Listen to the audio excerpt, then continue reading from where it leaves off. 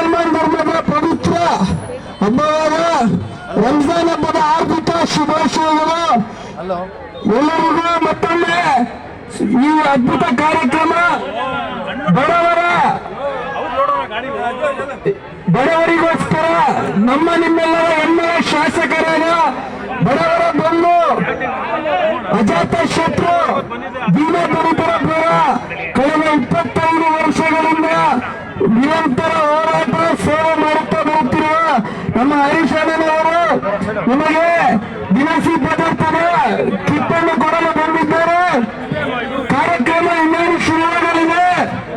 ದಯವಿಟ್ಟು ಎಲ್ಲ ನಮ್ಮ ಮುಸಲ್ಮಾನ್ ಬಾಂಧವರು, ನಮ್ಮ ಸಹೋದರಿಯರು, ಅಮ್ಮಂದಿರು, ಅಕ್ಕ ತಂಗಿಯರು ದಯವಿಟ್ಟು ಟೋಕನ್ ಪ್ರಕಾರ ಬರಬೇಕಾಗಿ ಈ ಮೂಲಕ ಸವಿನಯ ಪ್ರಾರ್ಥನೆ.